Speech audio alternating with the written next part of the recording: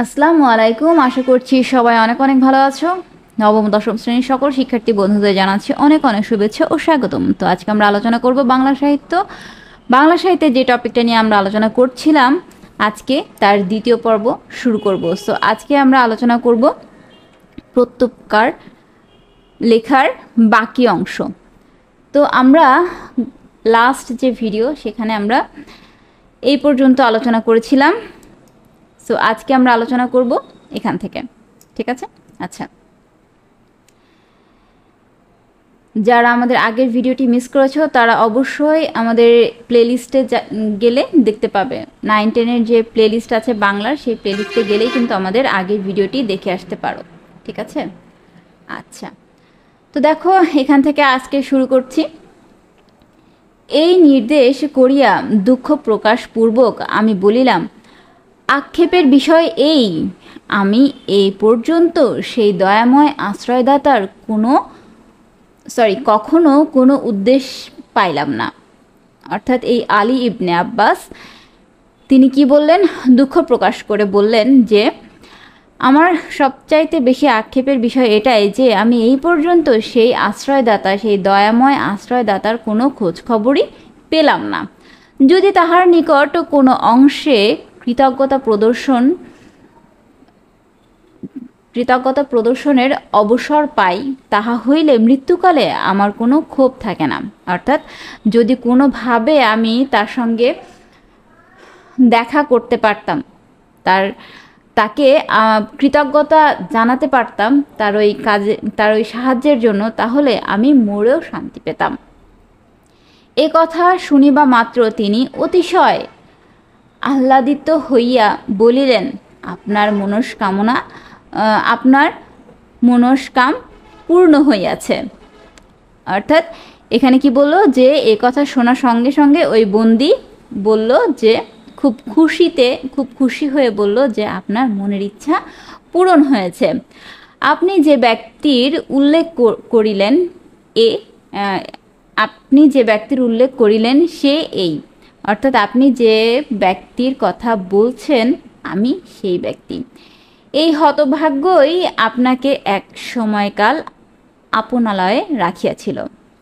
এই হতভাগ্যই আপনাকে এক সময় আমার বাড়িতে রেখেছিল। আচ্ছা, তাহার এই কথা শুনিয়া আমি চমকিয়া উঠিলাম। সবিশেষ অভিনিবেশ সহকারে কিয়াক্ষণ নিরীক্ষণ করিয়া তাহাকে চিনিতে পারিলাম। অর্থাৎ কি বলেছে? তাহার এই কথা, মানে এই লোকের কথা শুনে তো আলী ইবনে আব্বাস ভীষণভাবে চমকায় উঠল। কি ব্যাপার? তারপর অনেক দেখে শুনে সময় নিয়ে, ভালোভাবে দেখে শুনে কিছুক্ষণ পরে চিনতে পারছে যে তাই তো, এই লোক তো সেই লোক।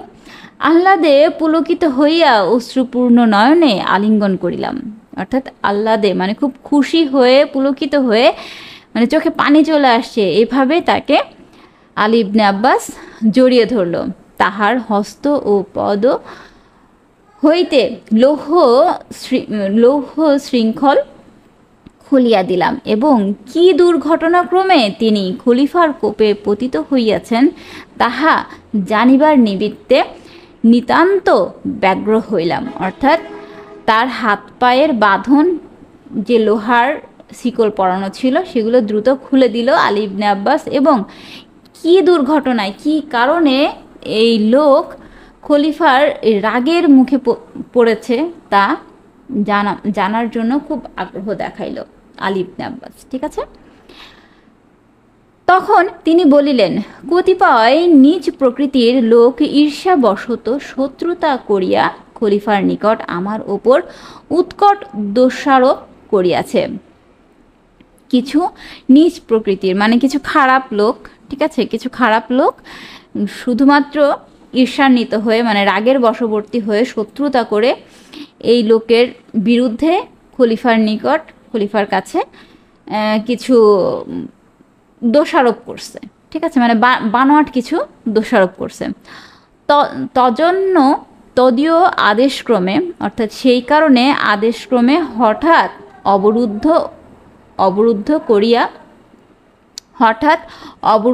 ও এখানে আনিত হইয়াছে, আসিবার সময় স্ত্রী পুত্র কন্যাদিগের সহিত দেখা করিতে দেয় নাই, বোধ করি আমার প্রাণদণ্ড হইবে। অর্থাৎ এখানে কি বললো যে এই জন্যেই আদেশক্রমে হঠাৎ করেই আমাকে এখানে আনা হয়েছে, আর আসার সময় আমার স্ত্রী পুত্র কন্যা এদের কারোর সঙ্গেই দেখা করতে দেয় নাই। তবে আমি মনে করি আমার হয়তো মৃত্যুদণ্ডই হবে। ঠিক আছে, অতএব আপনার নিকট বিনীত বাক্যে প্রার্থনা এই যে আপনি অনুগ্রহ করিয়া আমার পরিবারবর্গের নিকট এই সংবাদ পাঠাইয়া দিবেন, তাহা হইলেই আমি যথেষ্ট উপকৃত হইব। তখন বলল কি যে যেহেতু আমার প্রাণদণ্ড হবে, সেহেতু আপনার কাছে আমি খুব বিনীতভাবে অনুরোধ জানাচ্ছি যে আপনি আমার আমার যে মৃত্যুদণ্ড হলো, আমি যে মরে গেলাম, এই খবরটা আমার পরিবারের কাছে দিবেন, তাহলেই আমি খুব উপকৃত হব। তাহার এই প্রার্থনা শুনিয়া আমি বলিলাম, না না, আপনি এক মুহূর্তের জন্য প্রাণনাশের আশঙ্কা করিবেন না। অর্থাৎ তাহার এই প্রার্থনা শুনে আলী ইবনে আব্বাস কি বলল, না না, আপনি এক মুহূর্তের জন্য আপনার কোনো প্রাণনাশের আশঙ্কা করবেন না, আপনি এই মুহূর্ত হইতে স্বাধীন। এ কথা বলেই কি বলল, আপনি এই মুহূর্ত হইতে স্বাধীন, মানে তাকে ছেড়ে দিল, আপনি স্বাধীন, আপনি চলে যেতে পারেন। এই বলিয়া পথেও স্বরূপ সহস্র স্বর্ণমুদ্রার একটি থলি তাহার হস্তে দিয়া বলিলাম, আপনি অবিলম্বে প্রস্থান করুন এবং স্নেহা সম্পদ পরিবার বর্গের সহিত মিলিত হইয়া সংসার যাত্রা সম্পূর্ণ করুন। অর্থাৎ কি বলল যে কিছু স্বর্ণমুদ্রা থলি তার হাতে দিল আলী ইবনে আব্বাস, দিয়ে বলল যে আপনি খুব দ্রুত এখান থেকে চলে যান এবং পরিবার বর্গের সাথে আপনার সংসার সুন্দরভাবে আবার শুরু করুন। আপনাকে ছাড়িয়া দিলাম, এজন্য আমার ওপর খলিফার মর্মান্তিক ক্রোধ ও দেশ জন্মিবে, তাহাতে সন্দেহ নাই, কিন্তু যদি আপনার প্রাণ রক্ষা করিতে পারি, তাহা হইলে সেজন্য আমি অনুমাত্র দুঃখিত হইব না। অর্থাৎ কি বলল, আপনাকে ছেড়ে দিলাম, এজন্য খলিফা আমার ওপর ভীষণভাবে রেগে যাবে জানি, এতে কোনো সন্দেহ নাই, কিন্তু আপনার যদি প্রাণটা রক্ষা করতে পারি, তাহলেই আমার কোনো দুঃখই থাকবে না। আচ্ছা, এরপর কি বলল, আমার প্রস্তাব শুনিয়া তিনি বলিলেন, আপনি যাহা বলিতেছেন আমি কখনোই তাহাতে সম্মত হইতে পারিব না। আমি এত নিচাশয় ও স্বার্থপর নহি যে কিছুকাল পূর্বে যে প্রাণের রক্ষা করিয়াছি, আপন প্রাণ রক্ষার্থে এক্ষণে সেই প্রাণের বিনাশের কারণ হইব। অর্থাৎ আলী ইবনে আব্বাসের কথা শুনে এই বন্দি বলল যে এটা আমি কখনোই হইতে দিতে পারি না। কিছু সময় পূর্বেই, কিছু দিন আগেই আমি যে লোকের প্রাণ বাঁচিয়েছি, এখন তার প্রাণনাশের কারণ হব আমি, এটা কখনোই সম্ভব না, তাহা কখনোই হইবে না। অর্থাৎ এটা কখনোই হবে না। যাহাতে খলিফা আমার ওপর অক্রোধ হন, আপনি দয়া করিয়া তাহার যথোপযুক্ত চেষ্টা দেখুন, তাহা হইলেই আপনার প্রকৃত কৃতজ্ঞতা প্রদর্শন করা হইবে। যদি আপনার চেষ্টা সফল না হয়, তাহা হইলেও আমার কোনো ক্ষোভ থাকিবে না। অর্থাৎ যাতে খলিফা আমার ওপর যে ভ্রান্ত রাগ, তাই না, এটা তো ভ্রান্ত রাগে যে রাগ, সেই রাগটা যাতে আর না থাকে, সেই ব্যবস্থা আপনি করে দেখতে পারেন, যে এই রাগটা যাতে আমার উপরে তার আর না থাকে। সেটা হলেই আমি যথেষ্ট, মানে আমার প্রতি আপনার কৃতজ্ঞতা প্রকাশ করা হবে। যদি সেই চেষ্টা যদি আপনি সফল নাও হন, অর্থাৎ এটা যদি আপনি করতে নাও পারেন, তাহলেও আপনার প্রতি কোনো ক্ষোভ নেই, কোনো দুঃখ নেই। ঠিক আছে, পরদিন প্রাতকালে আমি খলিফার নিকট উপস্থিত হইলাম, মানে পরদিন খলিফার নিকট আলী ইবনে আব্বাস গেল। তিনি জিজ্ঞেস করিলেন, সেই লোকটি কোথায়? খলিফা জিজ্ঞেস করলো, লোকটি কোথায়, তাহাকে আনিয়াছ? এই বলিয়া তিনি ঘাতককে ডাকিয়া প্রস্তুত হইতে আদেশ দিলেন। অর্থাৎ যে এই বন্দিকে মৃত্যুদণ্ড মানে কার্যকর করবে, মানে যে এর শিরচ্ছেদ করবে আর কি, তাকে প্রস্তুত থাকতে বলল।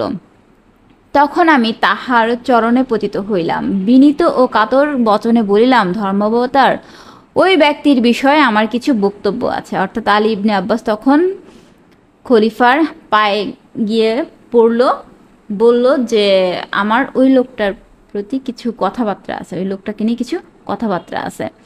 তখন অনুমতি হইলে সবিশেষ সমস্ত আপনার গোচর করি। যদি আপনার অনুমতি হয় তাহলে আমি এই বিষয়ে সমস্ত আপনাকে বলবো। এ কথা শোনা মাত্রই, মানে শুনিবা মাত্র তাহার কোপানল প্রজ্বলিত হইয়া উঠিল। অর্থাৎ কোপানল এটা সম্ভবত চোখ, বুঝছো আমার ধারণা। আচ্ছা, এটার দেখি শব্দ অর্থতে থাকতে পারে, এক সেকেন্ড। কোপানল, রাইট?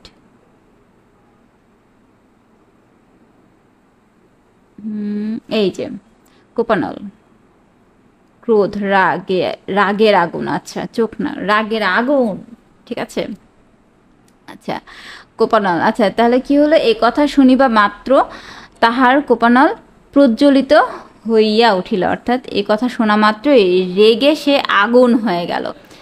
তিনি রোষ রক্ত নয়নে, অর্থাৎ অতি রাগের সাথে বললেন, আমি শপথ করিয়া বলিতেছি, যদি তুমি তাহাকে ছাড়িয়া দিয়া থাকো, এই দণ্ডে তোমার প্রাণদণ্ড হইবে। অর্থাৎ তিনি অতি রাগে বলল যে আমি শপথ করে বলছি, যদি তুমি তাকে ছেড়ে দিয়ে থাকো আলী ইবনে আব্বাস, তাহলে এই দণ্ডে কিন্তু তোমার প্রাণদণ্ড হবে। তখন আমি বলিলাম, আপনি ইচ্ছা করিলে এই মুহূর্তে আমার ও তাহার প্রাণদণ্ড করিতে পারেন, তাহার সন্দেহ কি? অর্থাৎ আলী ইবনে আব্বাস বলল যে আপনি যদি চান তাহলে এই মুহূর্তে আমার আর ওই ব্যক্তির দুজনেরই প্রাণদণ্ড করতে পারবেন, তাতে কোনো সন্দেহ নাই।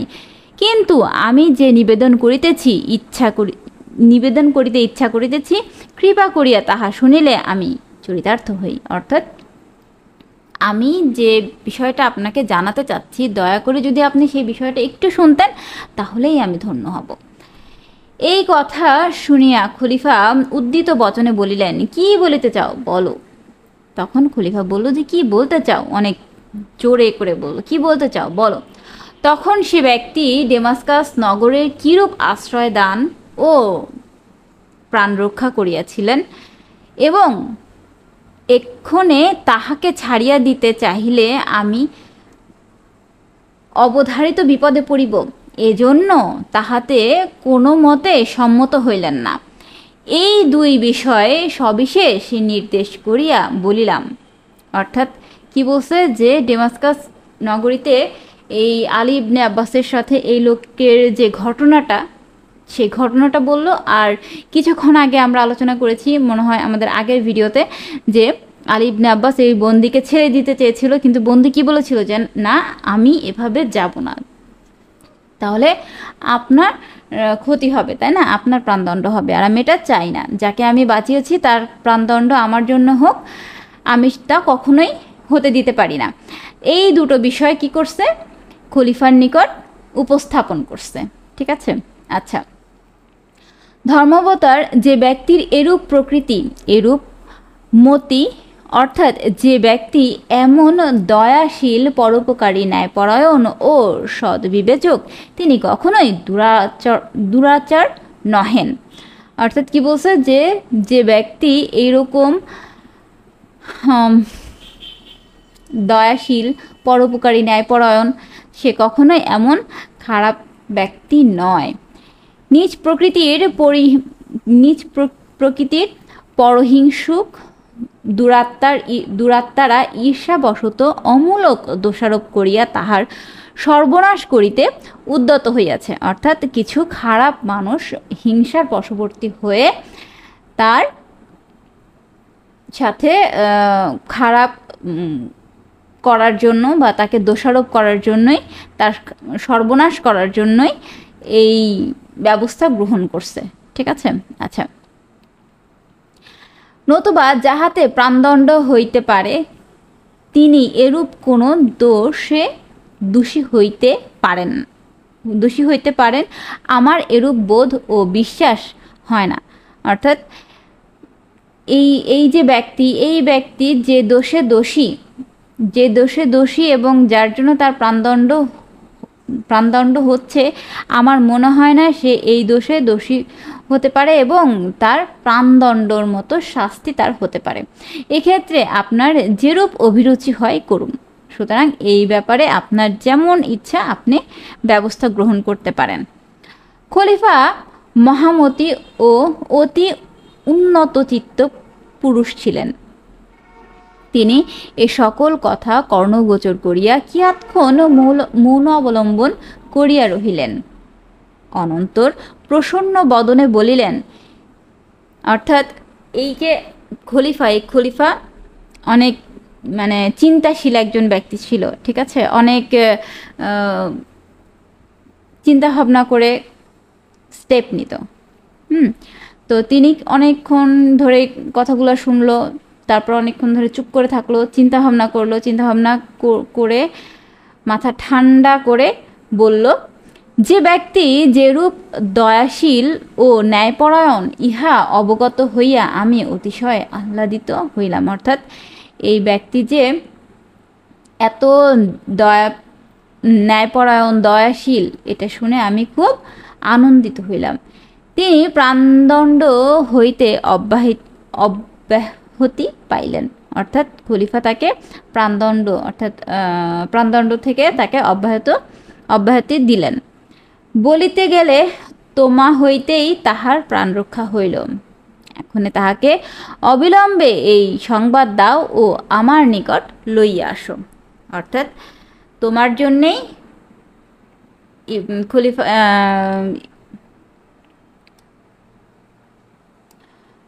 খলিফা বলল যে এই তোমার জন্য, অর্থাৎ আলী ইবনে আব্বাসের জন্যই তার প্রাণ রক্ষা হইল। এখনই তাকে এই খবরটা দাও এবং আমার কাছে নিয়ে আসো। এ কথা শুনিয়া আহ্লাদে সাগরে মগ্ন হইয়া আমি সত্বর গৃহে প্রত্যাগমন পূর্বক তাহাকে খলিফার সম্মুখে উপস্থিত করিলাম। অর্থাৎ এ কথা শুনে সে অতীব খুশিতে তার বাড়িতে গিয়ে সেই বন্দীকে খলিফার নিকট উপস্থিত করল। খলিফা অবলোকন মাত্র প্রীতি প্রফুল্ল লোচনে সাদর বচনে সম্ভাষণ করিয়া বলিলেন, তুমি যে এরূপ প্রকৃতির লোক তাহা আমি পূর্বে অবগত ছিলাম না। অর্থাৎ খলিফা লোকটাকে দেখা মাত্রই খুব ভালোভাবে, নম্রভাবে, খুব সুন্দরভাবে সম্ভাষণ করলো এবং বলল যে তুমি যে এই ধরনের লোক আমি তা আগে জানতাম না। দুষ্টুমতি দুরাচার দিগের বাক্য বিশ্বাস করিয়া অকারণে তোমার প্রাণদণ্ড করিতে উদ্যত হইয়াছিলাম। অর্থাৎ কিছু খারাপ মানুষের কথায় বিশ্বাস করে আমি তোমার শুধুই প্রাণদণ্ড দেওয়ার আদেশ দিয়েছিলাম। এক্ষণে ইহার নিকট তোমার প্রকৃত পরিচয় পাইয়া অতিশয় প্রীতিপ্রাপ্ত হইয়াছি। তোমার প্রকৃত পরিচয় এই আলী ইবনে আব্বাসের কাছ থেকে পেয়ে খুবই খুশি হয়েছি। আমি অনুমতি দিতেছি, তুমি আপনালয়ে প্রস্থান করো। এই বলিয়া খলিফা তাহাকে মহামূল্য পরিচ্ছদ সুসজ্জিত 10 অশ্ব, 10 খচ্চর, 10 উষ্ট্র উপহার দিলেন এবং ডেমাস্কাসের রাজ প্রতিনিধি নামে এক অনুরোধ পত্র ও পাথেয় স্বরূপ বহু সংখ্যক অর্থ দিয়া তাহাকে বিদায় করিলেন। অর্থাৎ এই খলিফা তাকে কি দিয়েছিল? খুশি হয়ে সুসজ্জিত মহামূল্য পরিচ্ছদ, সুসজ্জিত 10টা ঘোড়া, খচ্চর 10টা, উট 10টা উপহার দিয়েছিল। আর হচ্ছে ডেমাস্কাসের রাজপ্রতিনিধির নামে এক অনুরোধ পত্র দিল অনুরোধপত্র দিল ও পাথেয় স্বরূপ বহু সংখ্যক অর্থ দিয়ে তার বিদায় করলো। ঠিক আছে, এই ছিল আমাদের প্রত্যুপকারের পুরো ঘটনাটা।